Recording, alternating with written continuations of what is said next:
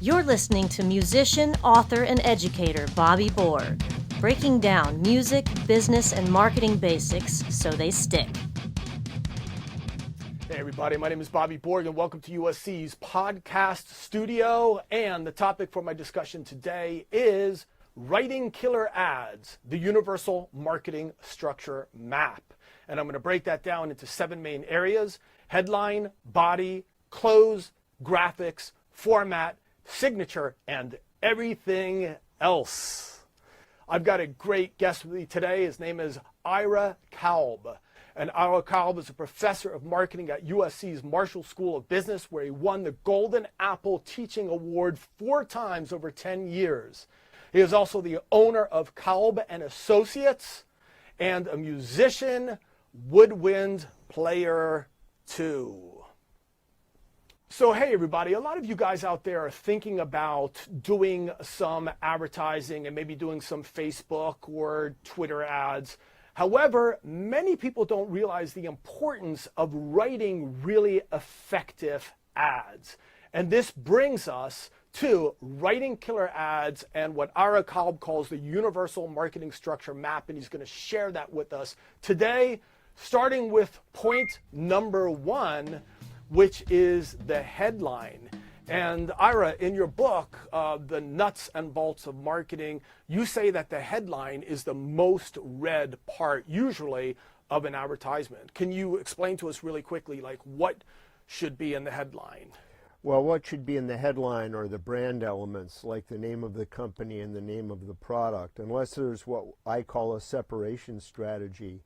So, for example, if Coca-Cola comes out with a Diet Cola that has a funny aftertaste, they're not going to put Coca-Cola in the name, so they called it Tab. So that was separated. But if there's no separation strategy, you want to have the name of the company, the name of the product, the branding, and then you want to talk about the unique benefits of your product versus other products. Okay, and of course the benefit typically is what it does for the customers. Exactly.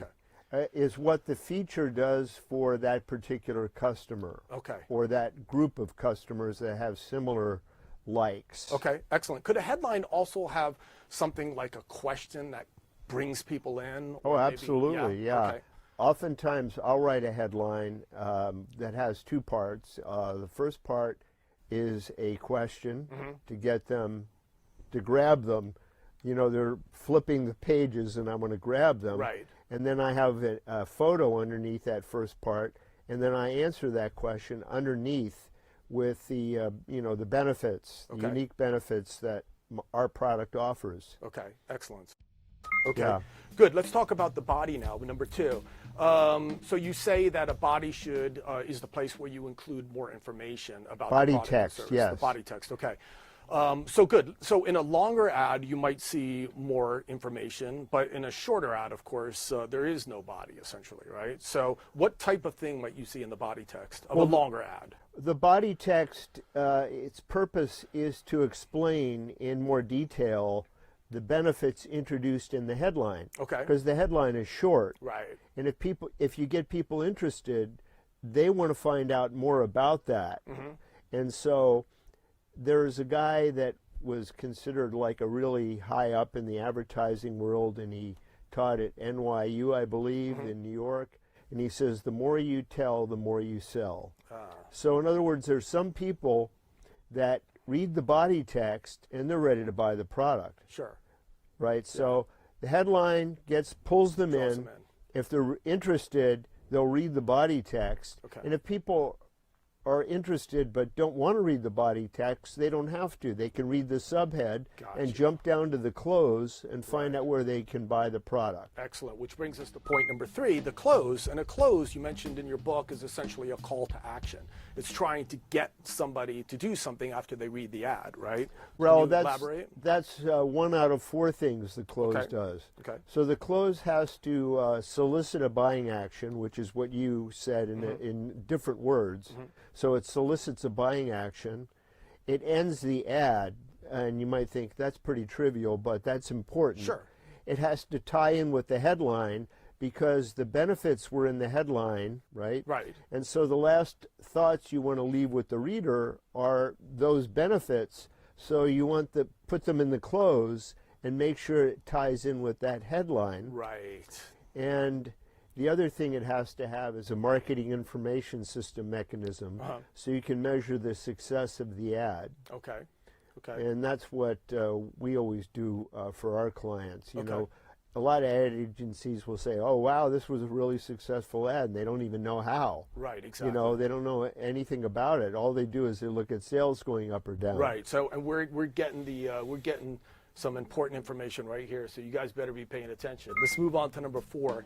We talk about graphics now, and you say that one of the things you could do with a graphic is help to show the attractiveness of the product or service. So in the case that we're talking about a musician or a band, would that product or service be maybe the album cover? Might it be their live performance set? You know, can you elaborate a little bit on that? Yeah, it could be any of those things, or it could be a picture of the band. In the early days, in the 60s and the 70s, usually the band was on the front. Right. Sometimes some graphic artists did some really interesting things, and that was on the cover instead of the band. Okay. Right? Okay. Thinking of some Steely Dan albums didn't have Steely Dan on there. It had, you know, graphical drawings. Right. That were really interesting. Right.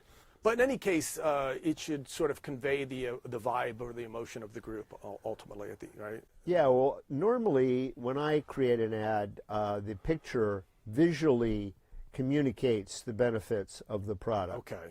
Right?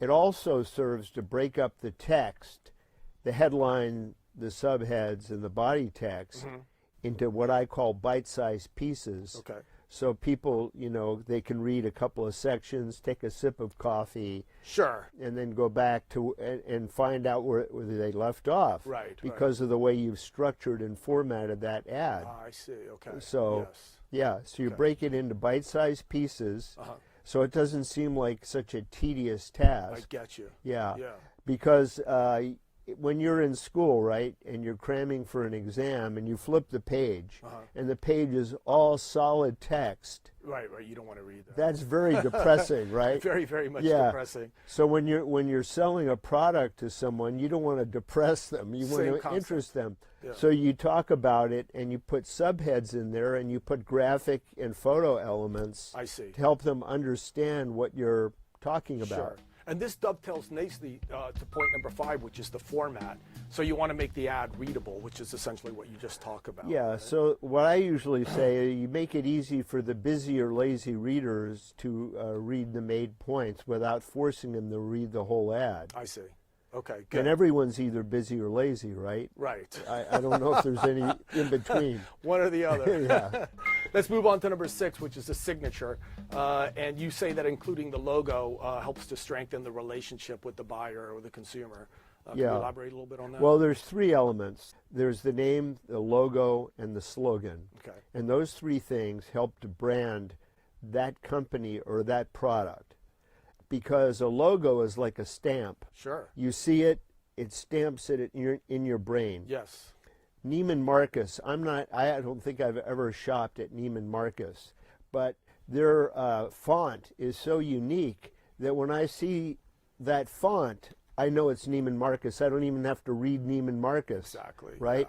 Yeah. So you see that logo, and it's a shortcut into the brain. Right, sure. And that's what branding is. Right. We do non-invasive surgery, and it's a shortcut into the brain. It's sort of like a wormhole that takes us through space. Right. Right? Instead of being a billion light years away, we go through the wormhole and we get there quickly. Right. So putting that in the ad helps to make that connection. Exactly. Excellent. Let's move on to number 7, everything else. You want to wow the audience ultimately with all of these things together.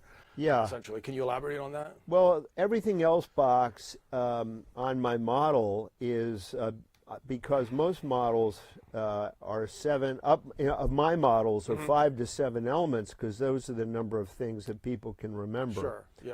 And the everything else are things that we sometimes use and sometimes don't use. I see.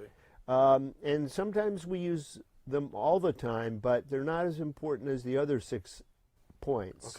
Okay. So to make the model useful, Right. we have those 6 points, and then everything else that you're going to use is in the 7th, such as color, typography, the type you use, putting the wow in the communication so people say, wow, that's great. Sure. Yeah. Yeah. So all those things go into the 7th block. Okay. And what Ira is talking about, you guys, is he's talking about the models that he's created or the inventions that he's created that are available in his books. There's many of them that I refer to regularly in his book, Nuts and Bolts of Marketing. So I highly recommend that book. So you guys, so Ira, again, thank you very much. Okay. And to remind you guys what we've been talking about writing killer ads and the universal marketing structure map, which is something that Ira Kalb has put together in his books. Please be sure to check out those books. Also be sure to check out Music Marketing for the DIY Musician in its 2nd revision.